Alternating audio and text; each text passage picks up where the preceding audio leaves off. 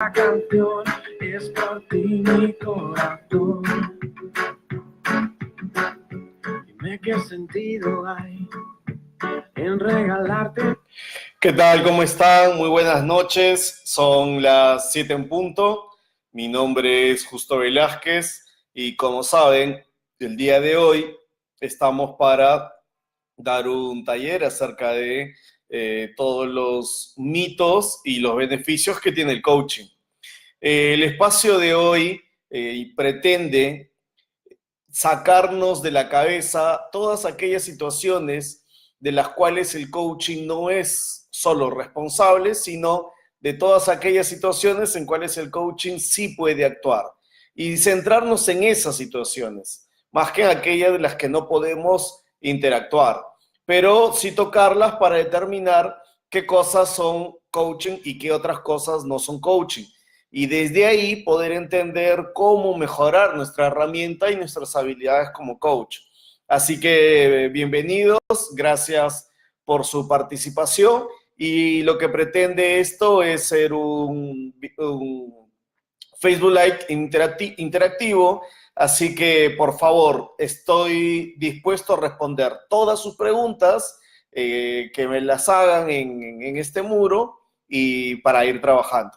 Gracias por la presencia de todos y nada, ¿les parece si empezamos? Valeria desde Deanfunes, Argentina, bienvenida Valeria. Hola Pietro, qué gusto saludarte. Geraldine, Gaby, Sol, Andrés, las personas que las veo que están conectadas acá y que poco a poco nos vamos sumando.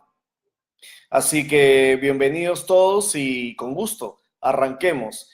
Quiero empezar el día de hoy con la pregunta que nos llega desde mucho tiempo y que siempre estamos respondiendo constantemente, que es acerca de Olga Janet. Buenas noches, acá muy atento. Qué gusto, Olguita. La pregunta que siempre nos hacen, ¿cuál es la diferencia entre el coaching profesional y la terapia psicológica o la psicología? Entonces, hola Sol, yo quisiera primero decirles que no existe alguna diferencia entre la terapia o la psicología en general y el coaching. Primero, porque no podemos hablar de diferencias de dos cosas que son completamente diferentes. Sí podemos hablar de distinciones, aquellas situaciones que distinguen una de la otra como práctica de actividad de cada una. El coaching, y esto viene en relación a la profesión, ya esa va a ser el segundo tema acerca de si el coaching es o no es una profesión y si debería o no debería ser una profesión. Pero regresando al campo de la terapia o de la psicología en general, lo que podemos decir es que la psicología es como el mar. Imaginemos un mar inmenso en el cual nadan todos los habitantes marinos. Y el coaching es uno de los habitantes marinos dentro de este gran mar inmenso. Un psicólogo tiene la capacidad de poder manejar muchas herramientas porque está preparado exactamente para eso. Un coach solamente maneja la herramienta del coaching. El coach no puede hacer psicología ni terapia en una sesión de coaching. Su única herramienta es el coaching. Es una herramienta poderosa, ya explicaremos en qué relación es una herramienta poderosa, pero no hay forma de comparar dos cosas que son completamente distintas. Una, que es una profesión, que es la psicología como profesión, como tal, y el coaching, que es una de las herramientas que un psicólogo sí puede tener y que sí puede manejar en una terapia. Eso va a depender del psicólogo y va a depender exactamente de quién lo maneje y cómo lo maneje. Pero un coach que no tiene como profesión, la psicología no puede hacerlo al revés. O sea, no puede utilizar psicología ni mucho menos terapia en una sesión de coaching. Entonces, primero partamos desde acá, desde que son cosas que no pueden diferenciarse porque estamos hablando de espacios y entidades diferentes. Mientras que la psicología es una profesión, el coaching es una herramienta, no es una profesión.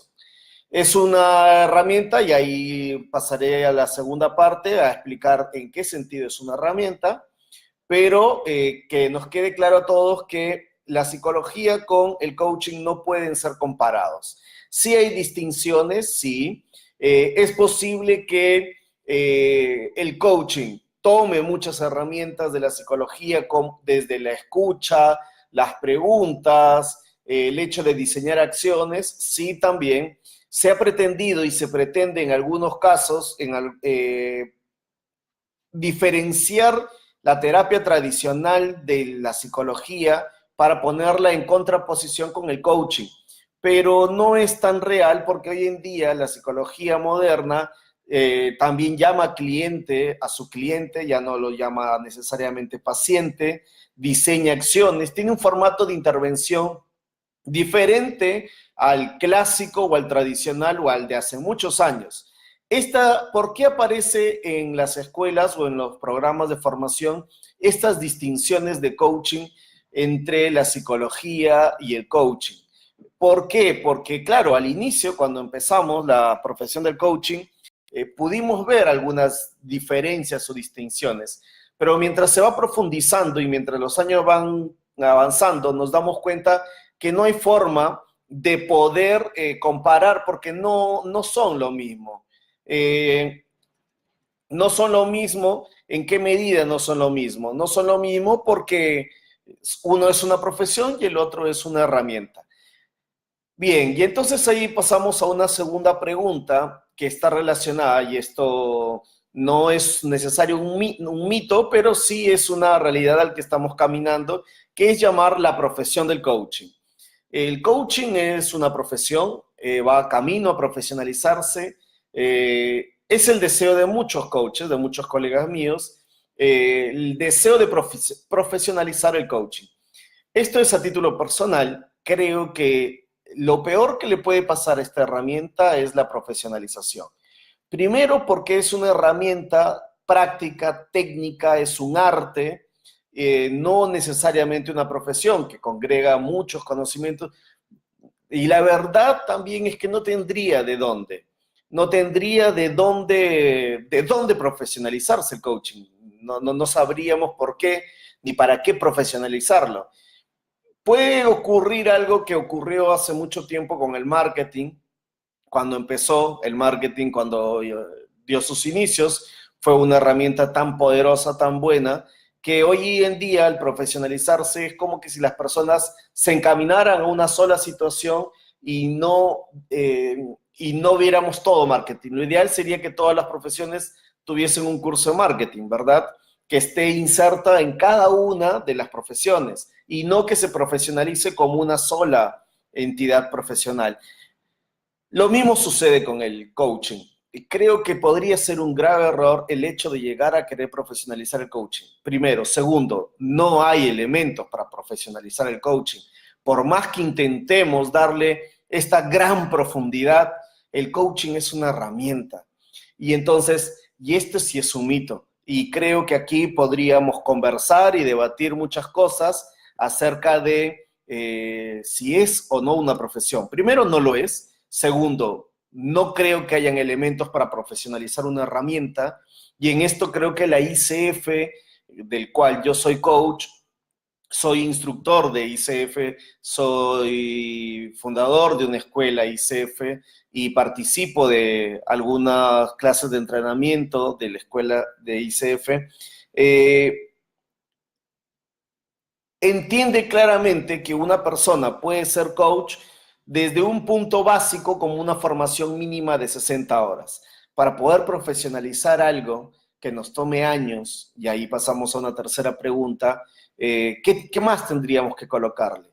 Y entonces, ¿qué es lo que hemos hecho con el coaching? Una herramienta que es tan sencilla, tan práctica, tan pragmática, tan bonita, y que su gran poder está exactamente en ser pragmática y en ser directa. Ese es su gran poder. Y lo que construye en la mente de las personas y lo que invita a accionar en las personas. Ahí radica su gran poder. pero no más allá de lo que hay. Y entonces acá vemos que hay mucho marketing en relación al coaching. Porque, por ejemplo, yo para poder venderte una botella de agua, ¿no? Y aquí es donde mucha gente nos pregunta, ¿qué es lo que sucede con los costos? ¿Por qué el coaching puede ser tan caro? ¿Por qué el coaching puede ser tan caro? ¿No? Entonces, algunas personas creen que porque un programa es muy caro, es muy bueno, y si no es caro, no. No quiero valorizar o no quiero poner en tela de juicio lo que las escuelas, lo que los coaches valoren su formación. Por favor, que esto no se malentienda, no quiero colocar en discusión esto. Creo que cada quien puede darle un valor, puede asignarle un costo de lo que cree, pero lo que sí es cierto es que antiguamente no había muchos coaches. Los coaches eran los credencializados para poder formar a otros coaches, eran muy pocos. Y entonces había que traer coaches de otros países.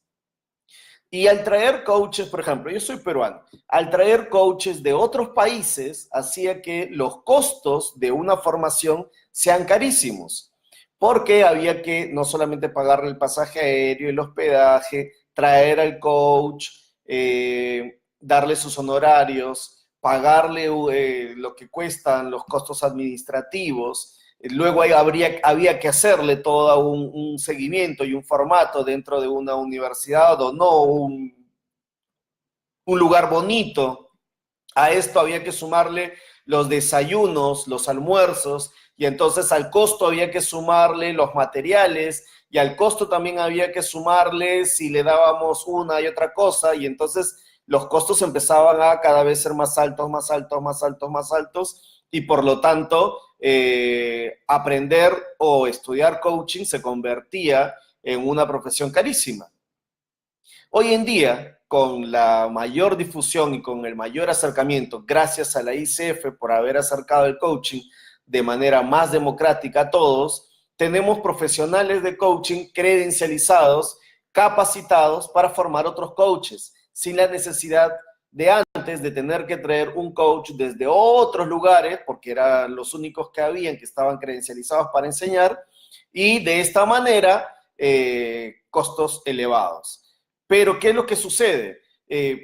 Los costos nunca bajaron, siempre se quedaron ahí, y entonces ya no fue necesario traer coaches de otros países, ya no fue necesario los costos tan grandes que habían, pero lo que no pasó fue que bajaron los costos se mantuvieron.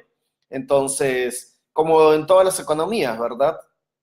Si algo sube, si el petróleo sube, a veces es un poco difícil que baje, por más que cueste menos. Entonces, o si baja, es mínimo. Pero en fin, no es ese el punto. El punto es que no hay necesidad de que un programa sea tan caro para que se crea que un programa es bueno, ¿de acuerdo? No hay necesidad. Tampoco hay necesidad de creer que, bueno, el coaching tiene que ser barato. No, el coaching es una profesión que no está reglamentado en cuanto al valor de cuánto cuesta. No hay un costo para decir, ok, si cuesta tanto es bueno, si cuesta menos es malo y si cuesta más es muy, muy, muy bueno. No, no se puede medir de esa manera.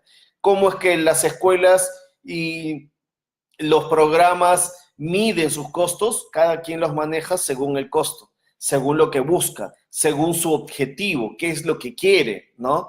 Entonces, según eso, hay costos. Entonces, hay escuelas que abren una vez cada año y entonces colocan costos para todo un año. Hay escuelas que abren 2, 3 veces al año, entonces sus costos varían. Hay escuelas que tienen programas solo en un solo lado y por lo tanto necesitan mantener ese programa y tienen un costo. Hay escuelas que tienen aperturas en diferentes lados y entonces sus economías son diferentes. Entonces, puede variar en ese sentido el costo. Esto es un mito de creer que si es muy caro es muy bueno. Lo que sí debemos tener tener en cuenta al momento de elegir una escuela o un programa que nos ofrezca la formación en coaching es que esté acreditado.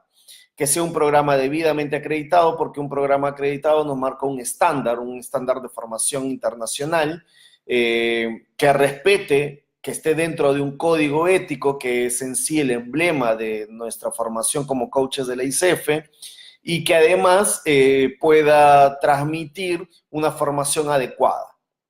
¿A qué nos referimos con una formación adecuada? Que esté dentro de las 11 competencias que promueve la ICF. Esto es el estándar profesional de nuestra formación como coaches. De ahí en adelante, cada quien puede ir creciendo con otras herramientas, con otras habilidades y podemos ir manejándonos. Entonces, esto en cuanto a, primero, el coaching y sus distinciones con otras profesiones. Segundo, si el coaching es una profesión, si debería serlo. Yo he mencionado que a título profesional, a título personal, creo que el gran error del coaching podría ser considerado una profesión. Sin embargo, hay muchos colegas míos y muchas personas que sustentan que el coaching es una profesión. Yo tengo también elementos para sustentar que el coaching no es ninguna profesión y que tampoco tiene elementos para ser una profesión. Y en ese sentido está sobredimensionado su valor, así como su valor en el mercado, porque sí me parece que sea injusto que una herramienta, que es buena, cueste más que un diplomado, que una maestría profesional que toma años. Y entonces hay una sobredimensión en cuanto a los costos, que esto es real, y también hay una sobredimensión de la acción del coaching, hasta qué medida el coaching puede llegar y hasta qué medida no. Hoy todo es coachístico, todos son coaches de todo y todo es coachístico.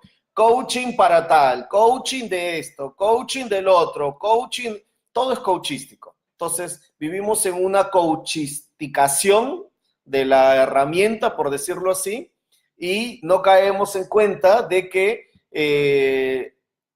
como toda herramienta, hay límites. Pero bueno, entonces dentro de estos límites considero y tengo elementos, y eso de repente podría ser en otra videoconferencia, para determinar por qué el coaching no es una profesión. No es una profesión y no tiene por dónde serla por ahora. Probablemente mientras sigamos creciendo en unos 15, 20, 30 años más, tendremos otra inclinación o se llamará de otra manera. No sabemos cómo esto va a evolucionar. Hoy se llama coaching y no, personalmente considero que no hay ningún elemento probatorio que permita llamar a esto una profesión. Considero que está sobredimensionada, sí, también considero que es una herramienta muy sobredimensionada porque no se puede coachificar todo. Sí hay cosas que en la vida de todos, herramientas de coaching que podemos tener, sí, y entonces aquí viene otro mito o de repente una corrección cuando hablamos de coaching para docentes, coaching para enfermeros, coaching para no sé cuánto. Y la pregunta sería, si queríamos ser muy estrictos con la palabra, ¿qué es el coaching en sí? ¿Verdad? ¿Qué es lo que busca el coaching? ¿Qué es una sesión de coaching? ¿Cuándo se hace coaching?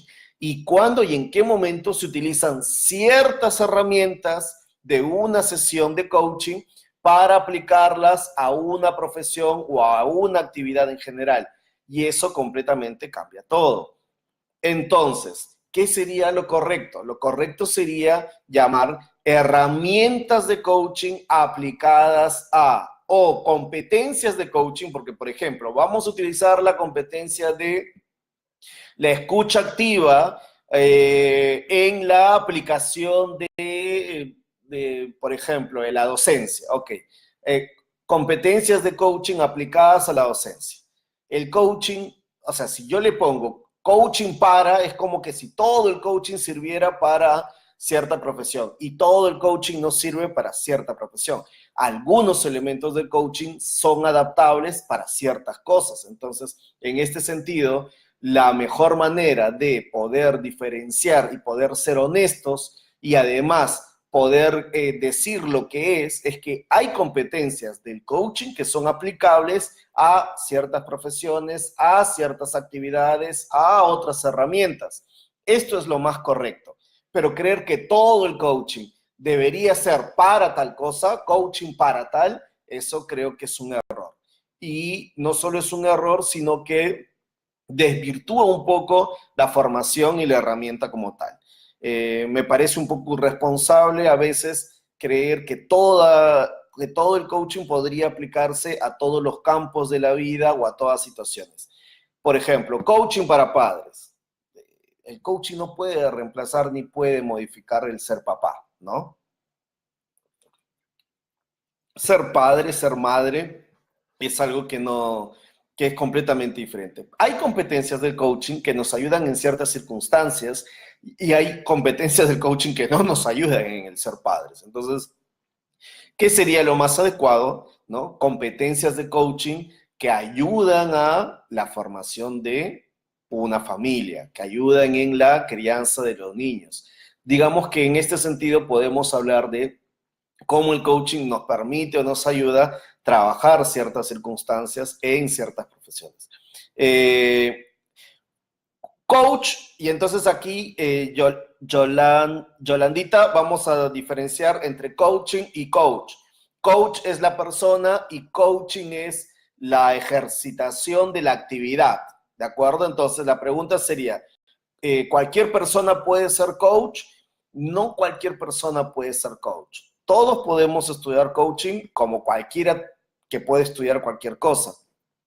Pero para ser un coach se necesitan ciertas destrezas, pero una de ellas, y creo que la más importante, es la capacidad de poder estar bien emocionalmente, porque nuestro trabajo es acompañar procesos de aprendizajes de las personas. ¿Qué significa en este caso? Acompañar a personas a crecer, a desarrollarse. Si por dentro o a nivel personal, a nivel psicológico y a nivel físico, por decirlo así, neurofísico, yo tengo ciertos impedimentos, probablemente no me va a permitir desarrollar mejor mis competencias. Por lo tanto, no creo que está bien decir que cualquier persona puede ser coach. Todos lo pueden estudiar, sí, cualquier persona puede estudiar el coaching, lo encontramos en aulas virtuales, lo encontramos en el YouTube, lo encontramos a nivel teórico.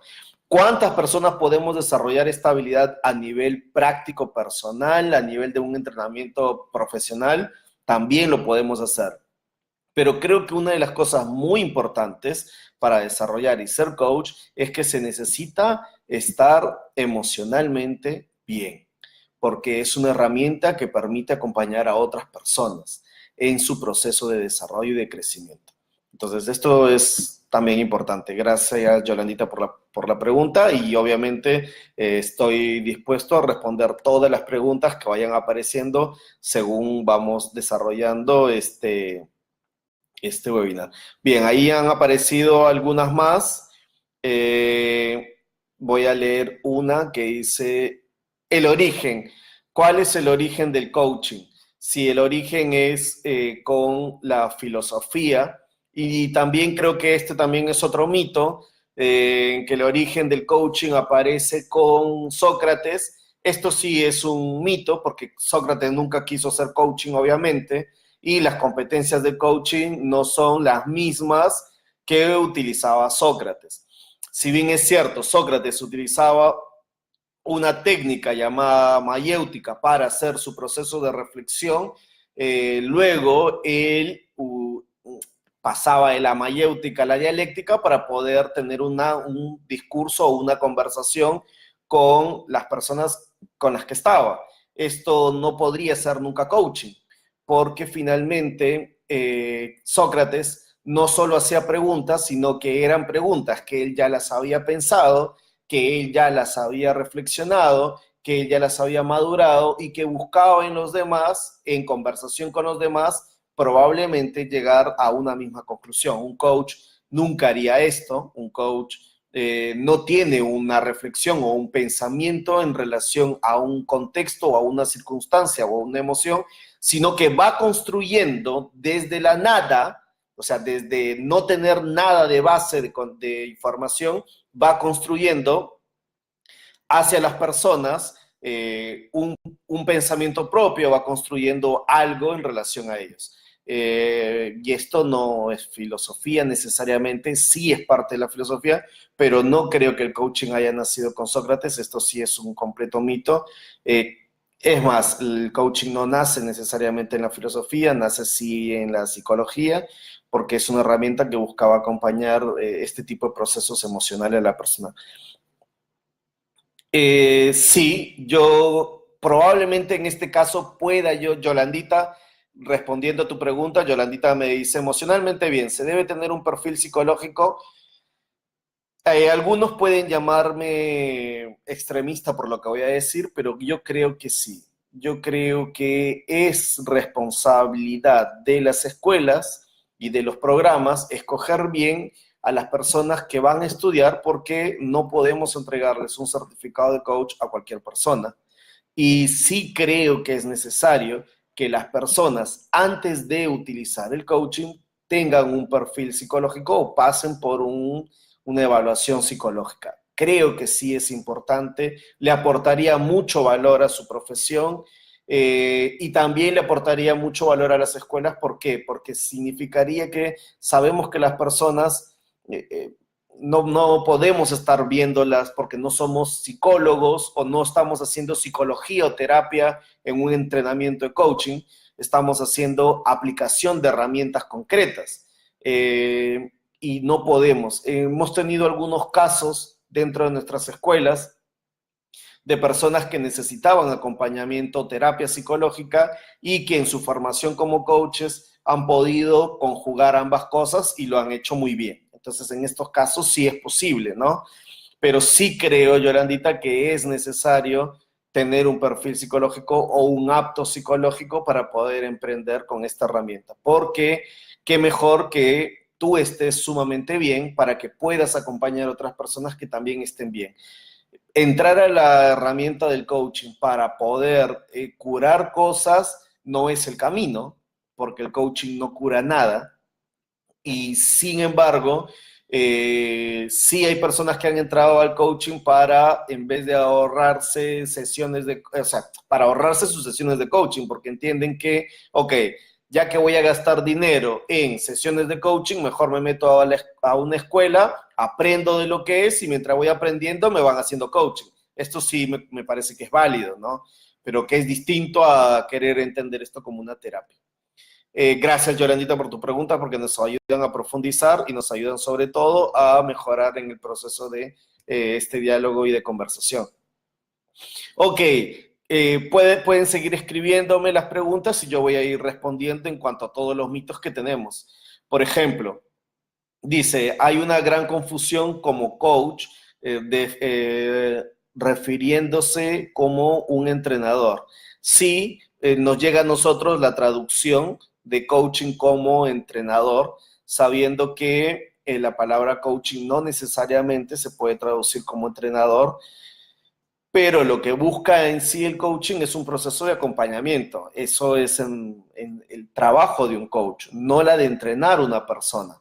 Y entonces la pregunta es acá junto a esa, ¿qué hace el coach, verdad? ¿Qué busca un coach? El coach es un líder, el coach es un motivador, el coach es un consejero. No, el coach no es nada de eso, porque imagínense, cuando hablamos de liderazgo, hablamos de una persona que necesariamente está entrenada para poder mover, dirigir, acompañar de maneras directivas a grupos de trabajo, y un coach no puede dirigir. Por lo tanto, ahí habría una pequeña contradicción.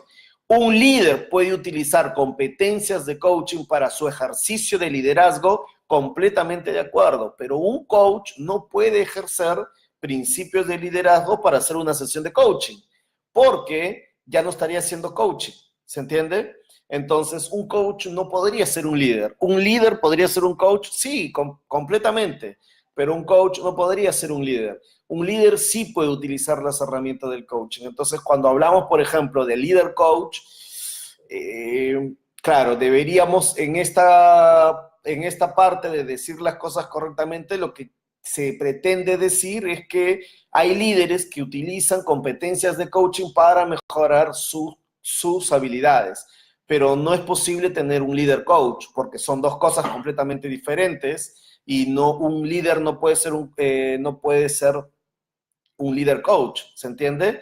Entonces, en el lenguaje de esta manera es importante porque nos permite comprender mejor no solamente cuál es la actividad de una, sino sobre todo hasta dónde llegan sus límites. Y este es uno de los límites del coaching. El coaching no te va a dirigir, el coach no te va a decir qué hacer, no es un consultor, no es un asesor, no es un consejero, tampoco es un líder y menos es un motivador. No esperes que tu coach te esté diciendo, vamos, tú puedes, sí, no, no es esa forma de la de motivación.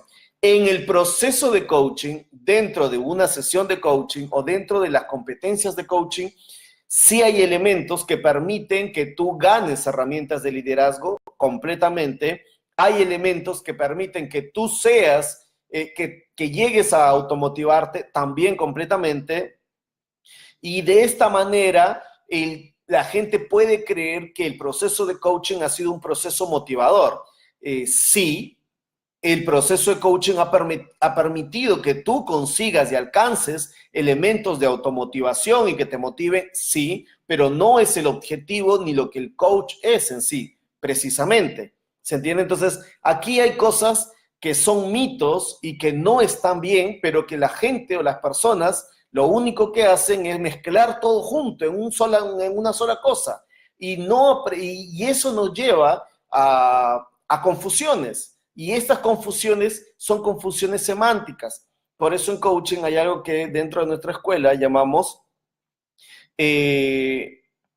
limpieza semántica. Necesitamos y es necesario tener una limpieza semántica de los conceptos, de los contenidos, para poder entender bien cuál es nuestra profesión y cuáles son sus límites.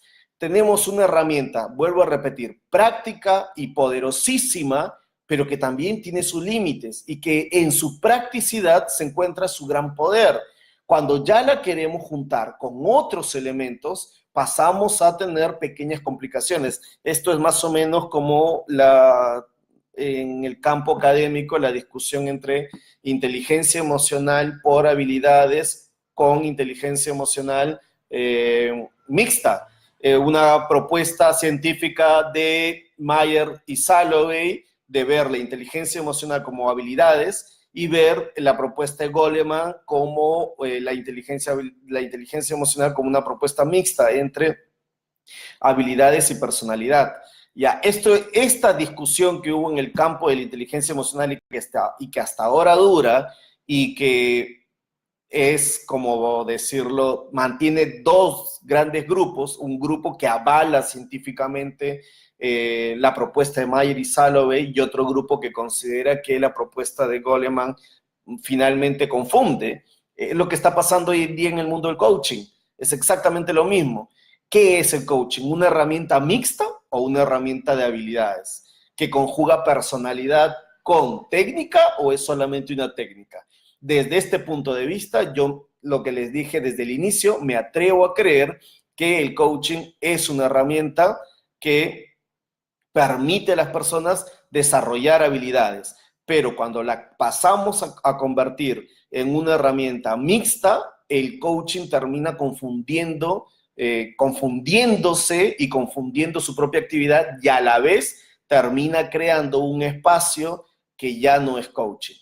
Y por eso es que mucha gente puede creer que va a una sesión de coaching a hacer terapia.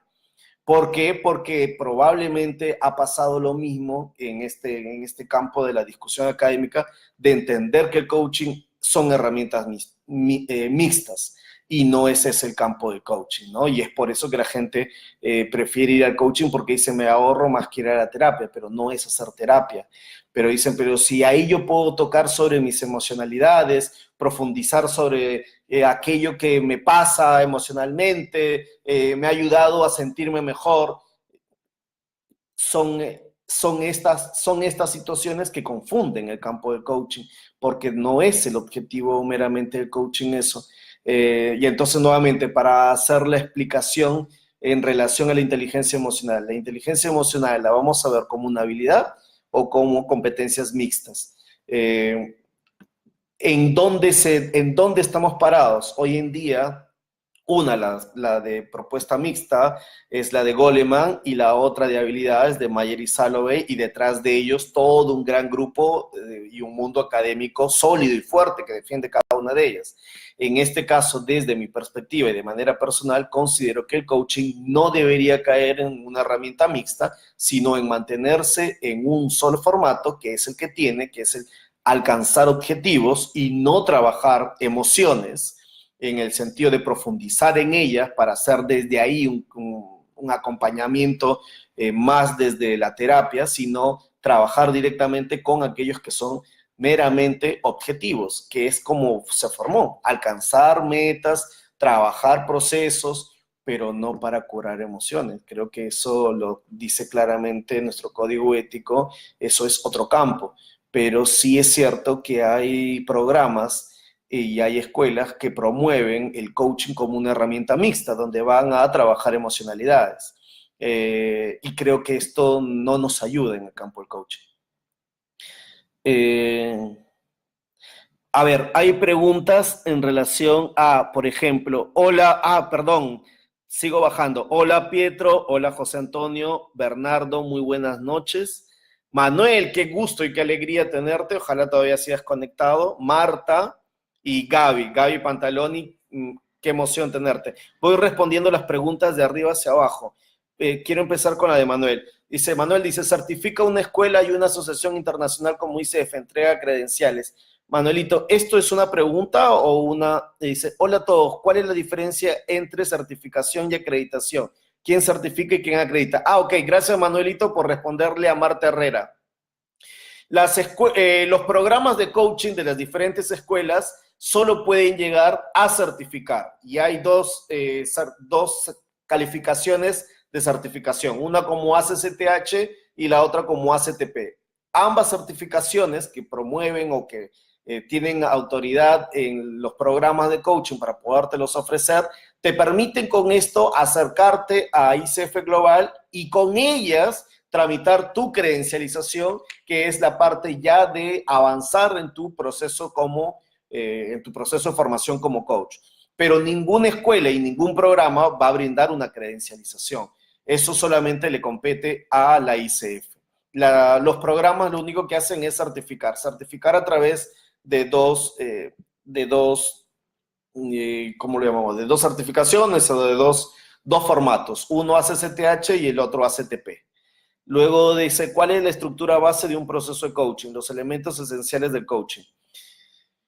Hay distintos elementos que esto no, igual, como lo dije hace un momento, no hay una estructura base en cuanto al modelo. Yo lo que te puedo hablar es desde la ICF, que trabajamos en base a 11 competencias y en 3 grandes bloques, el qué, el quién y el cómo, que es un proceso donde el qué nos permite establecer el punto de partida en donde estamos, el quién que nos permite todo el proceso de exploración, que es el gran bloque de una sesión de coaching, que es trabajar, ok, una vez que hayamos resuelto esta situación, en qué va a mejorar, cómo vas a hacer, de dónde te viene, para qué te viene y en qué te permite crecer y hacia dónde va, cuáles son los objetivos, qué es lo que buscas. Toda esta parte de desarrollar para fortalecer a la persona en general en relación a las circunstancias que vivió, para que de ahí lo podamos llevar recién a las acciones, que es el cómo, ¿no? Entonces, digamos que si tenemos, Bernardo, que hablar en una estructura básica del coaching, puede ser qué, quién y cómo, estos tres momentos, y en estos 3 momentos están ancladas las 11 competencias del coaching. Si bien las 11 competencias del coaching propuestas por la ICF están en todo momento, digamos que en estos 3 momentos sí podríamos evaluar 3 grandes competencias. ¿De acuerdo? De ahí, Gavisita, abrazo también, Manolito, y dice, hola, ¿cuánto? José Antonio, ¿te puede dar más datos Geraldine? Geraldine, si estás ahí todavía, por favor, comunícate con José Antonio. Me gustaría responder la siguiente pregunta. ¿Quién nos regula? Muy buena pregunta. ¿Quién nos regula? Las formaciones de coaching, los programas de coaching tienen diferente tipo de regulaciones, cada una marcadas por alguna asociación en la que están inscritas o suscritas. Nosotros, como Escuela de Coaching Educativo, estamos suscritas a la ICF. Y entonces la que nos regula es la ICF. Nosotros tenemos dentro de nuestra formación, en el aula virtual, todos nuestros estudiantes reciben en el módulo 1 un gran material en relación al código ético. No solo reciben el código ético, reciben todo un gran blog de preguntas frecuentes que también están en la ICF. La ICF nos entrega no solo las preguntas frecuentes, sino cómo generar una regulación ética, si es para una escuela, si es para una persona, cuáles son los estudios éticos, los últimos estudios del código ético en los últimos años. Toda esa información la reciben los estudiantes en el aula virtual. La tienen actualizada, así que hay mucho material. Entonces, no hay una sola entidad que regule a todos los coaches, sino que hay grandes asociaciones que regulan cada una sus escuelas. Nuestra escuela que está inscrita o nuestra escuela, no, nuestro programa en nuestra escuela que está acreditada por la ICF es quien nos regula, ¿de acuerdo? ¿Cómo saber quién es y quién no es un coach? Uy, esto sí es una pregunta un poco difícil. En cuanto a cómo saber quién es y quién no es un coach, habría que preguntarle y pedirle si tiene su certificación, sus credencializaciones. Es la manera más formal de pedir a las personas sobre sus avales como coach. Pero de ahí no hay una manera de saber así si yo veo una persona si eso no es un coach. Creo que la única forma o la única manera formal es preguntándole sobre cuáles son sus avales o sus credencializaciones. ¿Cuántos niveles de formación existen? Digamos que más que niveles de formación, existen dos niveles de certificación, una que es ACCTH y otra que es ACTP. Y después de eso existen 3 niveles de credencialización. Y digamos que voy a responderte desde ahí los niveles de credencialización porque está relacionado, Bernarda, con la pregunta que nos haces sobre los niveles de formación, que es ACC, PCC y MSC. Y siempre digo que el ACC es como tener una licenciatura, el PCC como tener una maestría y el MSC que es como tener un doctorado, para entenderlo más o menos dentro de la formación como coaches.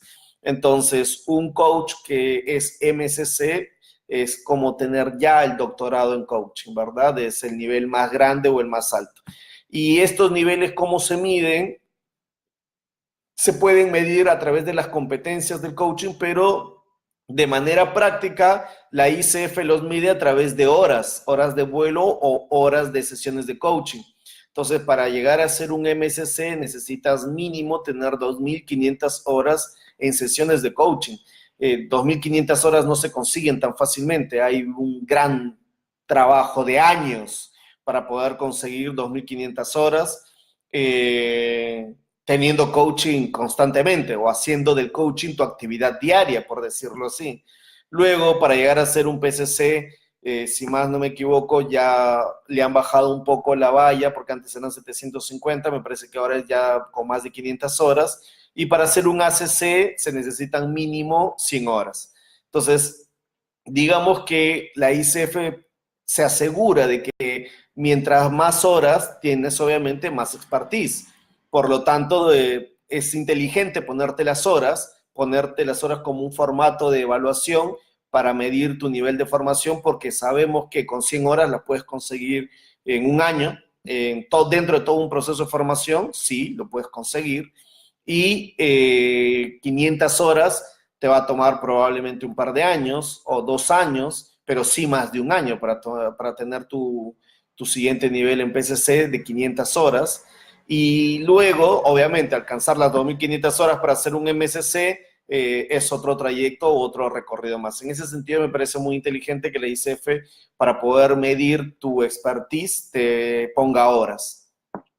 ¿Qué más?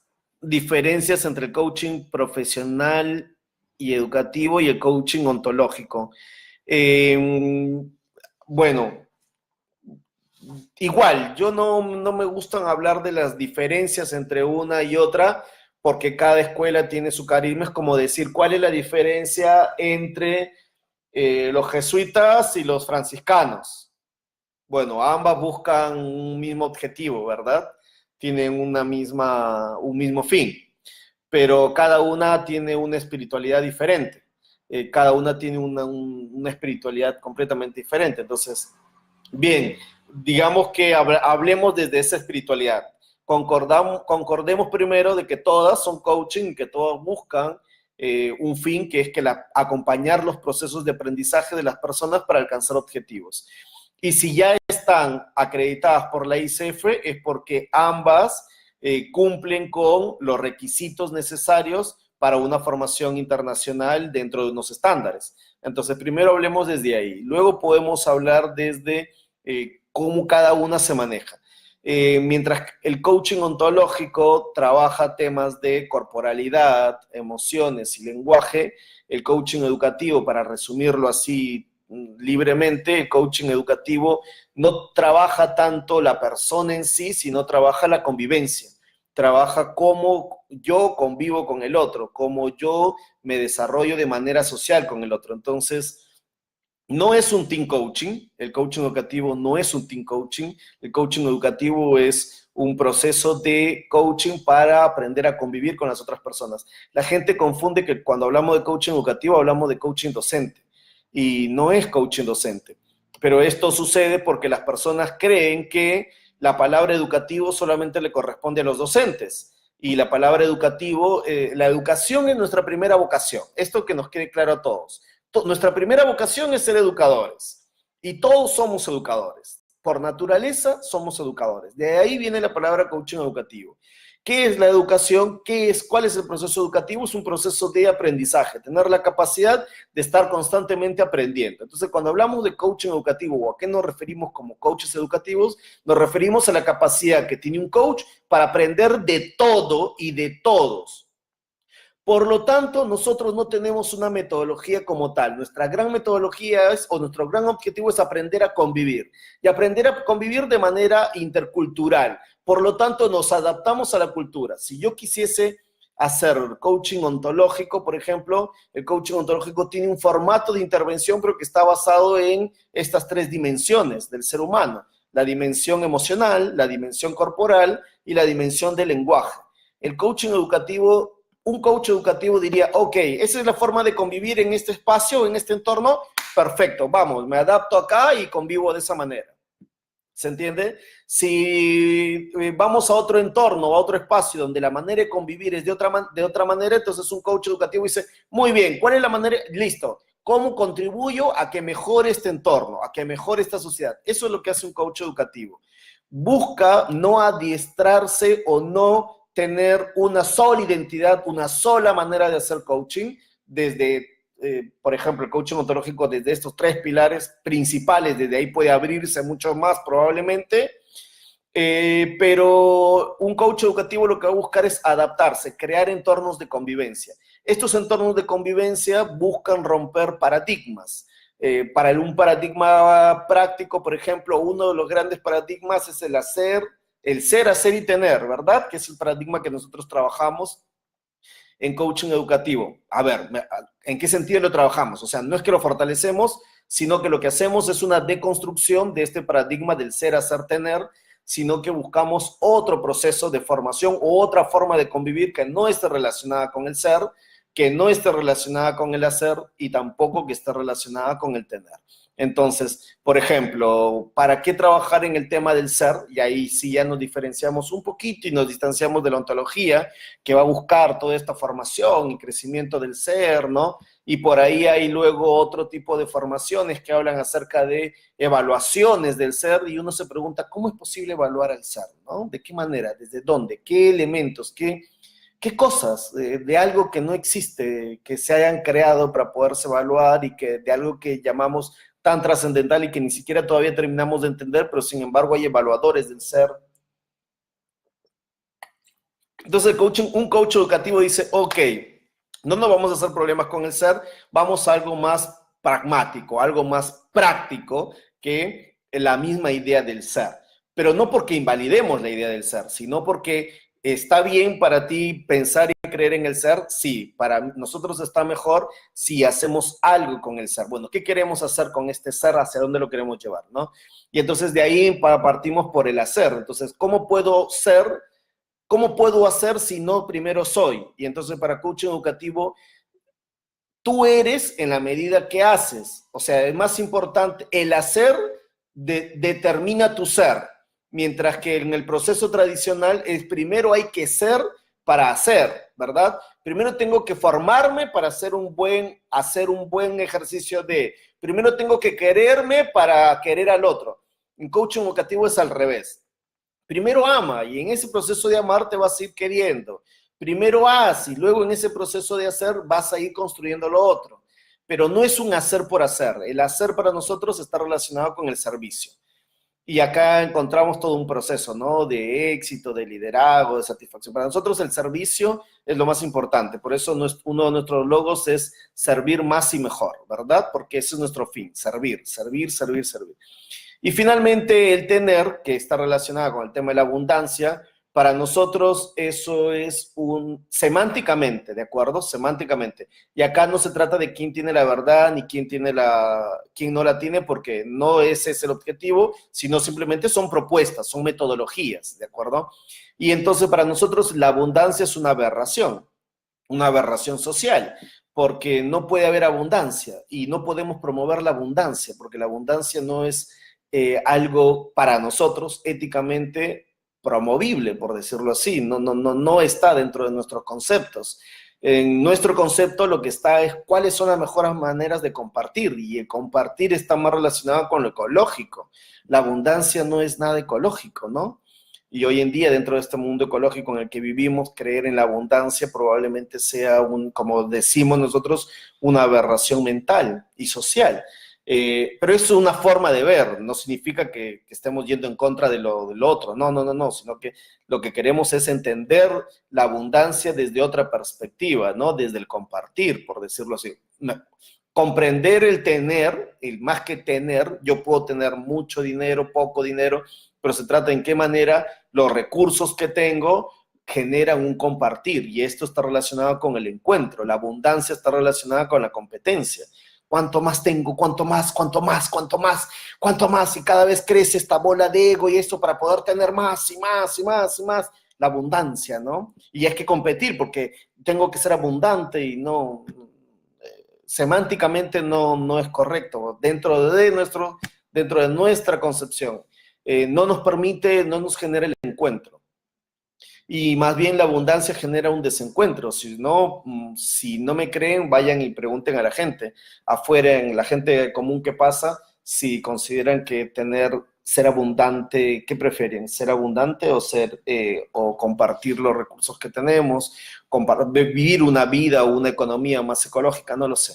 Pero bueno, estas son posturas. ¿En qué se diferencian? No nos diferenciamos del coaching ontológico, al contrario, creo que nos complementamos muy bien, pero sí tenemos formas de actuar diferentes. El coaching ontológico en su primer momento está más diseñado para una intervención de tú a tú, mientras que el coaching educativo está más diseñado para una intervención social, más que para un tú a tú. Si bien es cierto, nosotros les enseñamos a nuestros estudiantes las 11 competencias para un tú a tú, en un segundo momento les enseñamos cómo desarrollar una convivencia más social. Ok, el tiempo nos está ganando y me he quedado con algunas preguntas. ¿Se puede ser líder y coach al mismo tiempo? Ahora se habla mucho de líder coach. Hola, Fernando, esta pregunta me parece que la respondí hace un momento de se puede ser o sea, se es coach o se es líder, pero un líder puede tener herramientas de coach, competencias que le permitan mejorar su desarrollo como líder, sí. Por lo tanto, hay líderes que utilizan competencias de coaching, pero un coach no puede ser un líder porque ahí sí sería una contradicción en su propia acción. Un líder está preparado para mover, dirigir, generar cosas, ¿verdad? Un coach no, un coach empieza exactamente desde la construcción, desde la nada, ¿no? Y lo mejor, para decirlo desde esta manera, desde la parte semántica, sería decir líder que tenga competencias de coaching, ¿no? O un líder con competencia de coaching, pero un líder coach sí sería una contradicción semántica. ¿Cuántos tipos de coach existen? Bueno, José Antonio, no podría decirte cuántos tipos existen, conozco algunos, pero no creo estar seguro que esos sean todos. Como dije hace un momento, hoy en día todo es coachístico, todo se ha coachisificado, entonces por lo tanto tenemos tantos modelos y tantos tipos que está bien, porque eso es la apertura de lo lindo de esta herramienta que permite, pero también nos lleva a un sinsentido en dónde estamos, en cuál es el límite, ¿no? ¿Qué es lo que está sucediendo? Bienvenida Judy, bienvenidos los que se están ingresando. La resolución de conflictos o mejoras de rendimiento de un equipo de trabajo en una organización podría ser parte de la labor de un coach. A ver, esta también es una pregunta, Bernardo, gracias por la pregunta. Dice, la resolución de un conflicto. Un coach no puede resolver un conflicto en una organización, porque ya no estaría haciendo coaching. Un coach puede ser un mediador en una resolución de conflictos utilizando sus competencias de coaching. Sí, digamos que eso sería lo correcto. ¿Un coach puede intervenir en las mejoras de rendimiento de un equipo de trabajo? No, porque no es un consultor, un coach. Pero, sin embargo, un coach puede acompañar aquellos procesos de rendimiento de un equipo que hayan sido trabajados por un consultor. Sí, claramente. Pero aquí la cornisa es tan delgada y es tan al filo que podría confundirse el trabajo de un coach con la de un consultor. Creo que para ese tipo de cosas es mejor un consultor que un coach para trabajar temas de rendimiento de un equipo, planes organizativos. Un coach lo que hace es acompañarte, pero no te va a ofrecer esa herramienta. Esa herramienta te la va a ofrecer un consultor. Pietro, la diferencia entre el coach certificado y el credencializado sería la trayectoria solamente. No necesariamente sería la trayectoria, Pietro. Hay muchos coaches que solamente han sido certificados y ejercen muy bien su labor como coaches y otros coaches credencializados que no necesariamente lo hacen. ¿Qué marca cuál es la diferencia entre un certificado y un credencializado? En que el credencializado obviamente ha validado sus competencias de coaching y su formación en el programa en el que estudió y que hoy en día se encuentra inserto en esta gran comunidad de coaches que promueve la ICF. ¿Te genera una trayectoria? Sí, también. ¿Genera una validación de tus conocimientos? Sí, digamos que la credencialización, para decirlo de otra manera, porque me gusta poner ejemplos, podría ser como una colegiatura, ¿verdad? No necesariamente hay que conformarse con haber acabado la profesión, sino con sacar el título y colegiarse. ¿De acuerdo? Entonces, digamos que la credencialización es esta primera parte, ¿no? Sacar como el título, sacar nuestra colegiatura. Y te hace mejor coach. Espero que la ICF no esté viendo esto, pero no creo que tener una credencial te haga más o mejor coach del que no la tenga, ¿no? Pero que es importante tener una credencial, sí es importante. En el mundo del coaching, claro que lo es. Como en el mundo académico es importante tener un título, ¿verdad? No es lo mismo tener estudios que tener un título. Entonces, dentro del mundo del coaching es exactamente lo mismo. Pero de ahí a que tener la credencialización te haga mejor coach, no lo creo. No necesariamente creo que sea así. ¿Qué más? Muy bien. Vamos a ir cerrando. Me quedan 2 preguntas más. ¿Cómo saber qué coach está habilitado o registrado para poder trabajar como tal? Eso va a depender si es un coach de la ICF, lo vas a poder ver dentro del capítulo, dentro de su propio capítulo de su país o en la página principal de la ICF. Muchos ofrecen coaching. ¿Cómo sé qué es coaching? Gracias por esta pregunta. Dice, ¿quién rige en Colombia a los coaches y parte educativa y la parte médica tienen control sobre ellos? No, a ver, igual, yo siempre voy a recomendar que lo primero que tengan que hacer es los que quieran formarse como coaches, dependiendo de la formación que deseen recibir, es ir al capítulo de ICF. Siempre, sí o sí, lo mejor es ir a un capítulo ICF. Averigüen, coloquen capítulo ICF Colombia o ICF capítulo Ecuador, ICF capítulo Bolivia, no lo sé, y vayan al capítulo, tengan contacto directo con los capítulos, porque los capítulos tienen información de las escuelas que están debidamente acreditadas, de las formaciones que se brindan, y ellos podrían orientarlos mejor. Digamos que en este caso podrían ser los espacios más neutrales para orientarlos en dónde seguir y, y en qué escuela formarse, porque cada escuela tiene su propio programa y cada programa tiene su propia espiritualidad o tiene su propio carisma. Nuestra escuela, como les decimos, como les dijimos hace un momento, tiene el carisma de trabajar el campo social, pero el campo social de la convivencia social. No me refiero a algo de labor social, no, no es labor social, no es responsabilidad social. A lo que nos referimos es a cómo trabajar la convivencia con el otro, desde un ámbito ejecutivo, desde un trabajo, desde la familia, desde cualquier espacio. La idea es cómo convivo con esa otra persona que está a mi lado, con la que trabajo, cómo convivo con otra persona que tengo al frente, que es mi pareja, cómo convivo con otra persona que es mi amigo, que está a mi costado. Desde ahí es que trabaja el coaching educativo. Eso es lo que busca, esa es su finalidad. Aprender a convivir con el otro ser humano. Y aprender a convivir significa poder adaptarse a la cultura. Por eso nosotros los coaches educativos no tenemos un solo formato. Cuando tú le preguntas a un coach educativo, y bueno, ¿cuál es el formato que te han enseñado? La mejor respuesta de ellos es decir que no existe un formato. ¿Por qué? Porque, como les dije hace un momento, ellos no están adoctrinados en 1, 2, 3, o sea, no están adoctrinados, un coach educativo no está adoctrinado para responder de esa manera, para responder que su formato de formación es 1, 2, 3, no, ese no es su formato su formato de acción es adaptarse, crear un entorno, al momento de crear un entorno, ver cuál es el paradigma de este entorno, mejorar ese paradigma y diseñar acciones que estén relacionadas en beneficio de toda la comunidad, basado en principios básicos como la ética, los valores, el amor, el servicio y otros más. Pero cuando tú le preguntes a un coach educativo, bueno, ¿qué es ser un coach educativo? ¿Cuál es tus competencias? Si un coach educativo te da una respuesta y luego vas al otro y te da la misma, probablemente no estén siendo como tal, porque todos los coaches educativos de nuestra escuela no tienen una sola respuesta, porque no existe una sola respuesta. Están diseñados exactamente para adaptarse a la realidad.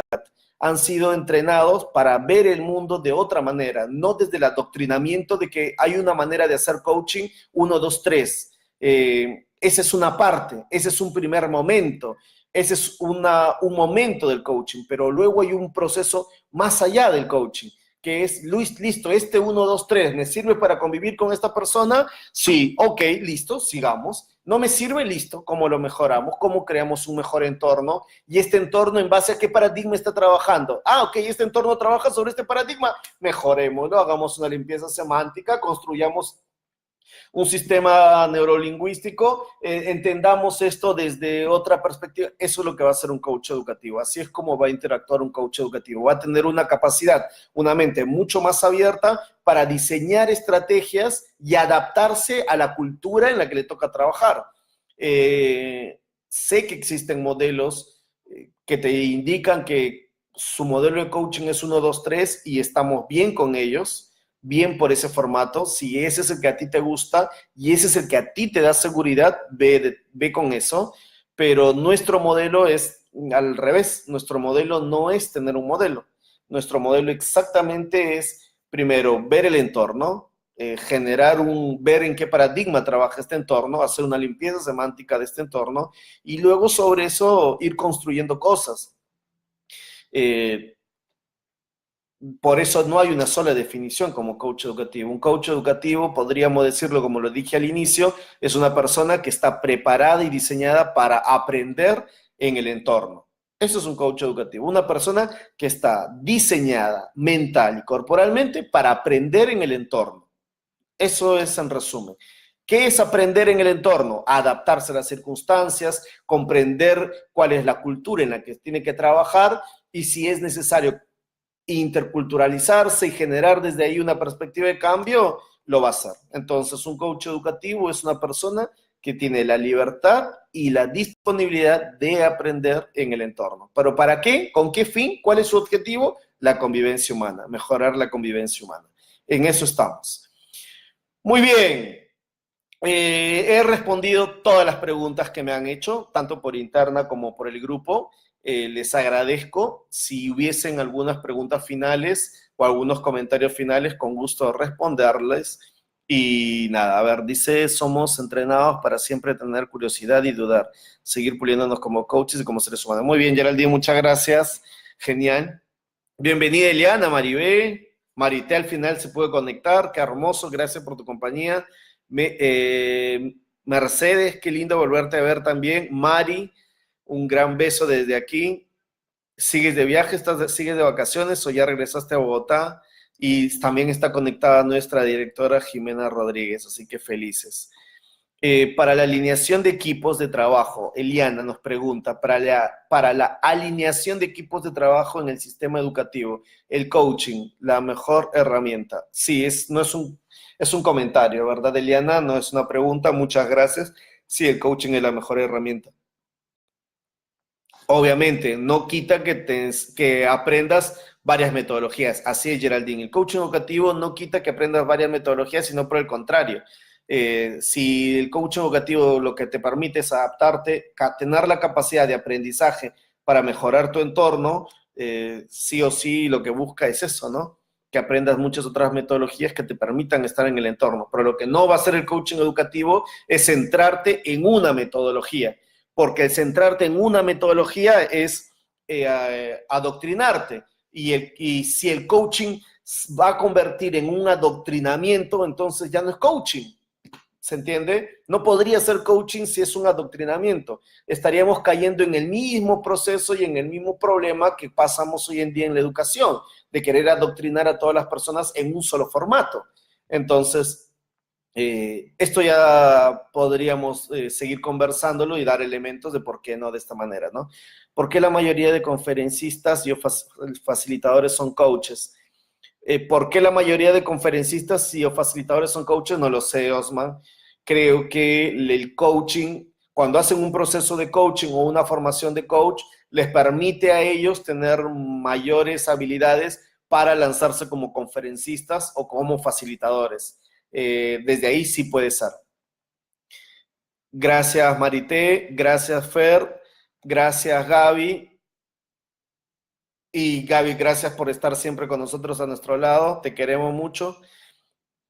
Y Osman también, muchas gracias a todos. Entonces, bueno, muchas gracias por habernos permitido estar esta noche con ustedes y acompañarlos desde estas preguntas en cuanto a qué cosas son mitos y cuáles son las realidades y hasta dónde el coaching nos permite crecer y de qué manera el coaching nos permite ir trabajando más situaciones. Les agradezco por su presencia. Espero sigamos teniendo más actividad. Por favor, cualquier duda, le escriben que con gusto la vamos a ir respondiendo de manera interna. Un fuerte abrazo y nos vemos pronto. Hasta luego.